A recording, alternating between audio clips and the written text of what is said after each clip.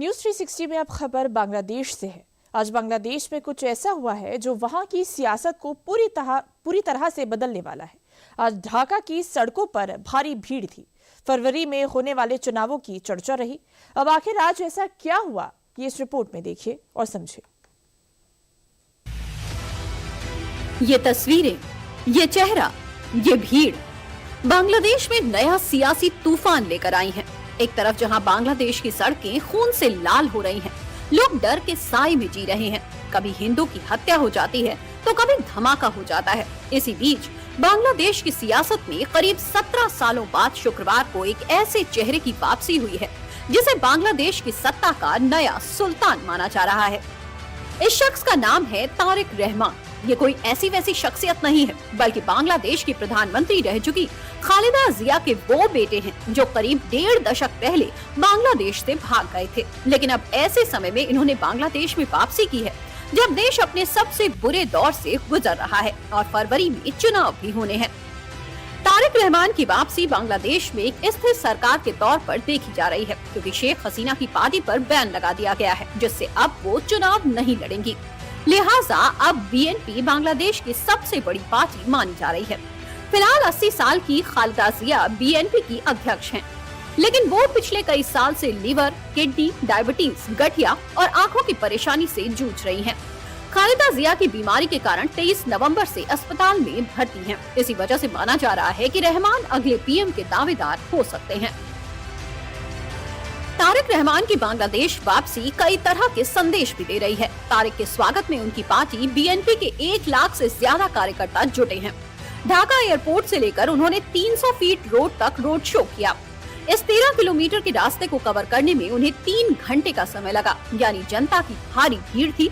और इसके बाद तारिक ने करीब 17 मिनट का भाषण दिया, जिसमें उन्होंने देश में शांति कायम करने और नया बांग्लादेश बनाने की बात कही।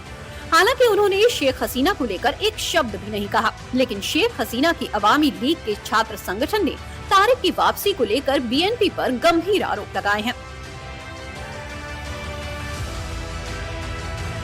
एएनआई की रिपोर्ट के अनुसार बांग्लादेश स्टूडेंट्स लीग के अध्यक्ष सद्दाम हुसैन ने तारिक की वापसी से बांग्लादेश की समस्याएं हल नहीं होंगी। इससे एक तरफा चुनाव होंगे और फांसीवादी राजनीति जारी रहेगी। वो 2004 के हमले से जुड़े कई मामलों में दोषी ठहराए गए अपराधी हैं और उन्होंने न्यायिक प्रतिक्रियाओं को दरकिनार कर दिया है। लिहाजा अब ये सवाल भी उठता है कि अवामी लीग पर बैन के बाद रहमान को चुनाव में कौन चुनौती देगा, क्योंकि शेख हसीना की पार्टी पर तो बैन ही लगा हुआ है। लेकिन इसमें भी एक दिलचस्प कहानी है, क्योंकि जुलाई 2024 में शेख हसीना के खिलाफ हुए आंदोलन में जिस बांग्लादेशी इस्लामिक संगठन जमात इस्लामी और उसके छात्र संगठन इस्लामी छात्र शिविर पर बैन लगा दिया गया था। अगस्त 2024 में अंतरिम सरकार ने उस जमात इस्लामी से बैन हटा दिया था और जून 2025 में सुप्रीम कोर्ट ने पार्टी का रजिस्ट्रेशन भी बहाल कर दिया था।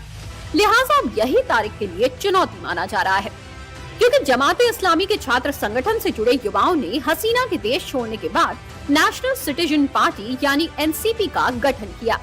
इसके कुछ नेता बांग्लादेश की कार्यवाहक सरकार में भी शामिल हैं। अवामी लीग के चुनावी मैदान में न होने के बाद बीएनपी के सामने एनसीपी ही एकमात्र प्रमुख चुनौती मानी जा रही है।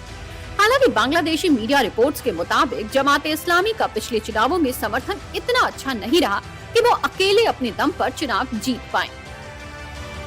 हालांकि विशेषज्ञों का मानना है कि तारिक रहमान का ऐसे समय में बांग्लादेश लौटना बड़ी घटना है, लेकिन उनके पीएम बनने को लेकर इतनी जल्दी कुछ नहीं कहा जा सकता, क्योंकि जमात इस्लामी भी अपना पीएम कैंडिडेट खड़ा करने की तैयारी में है।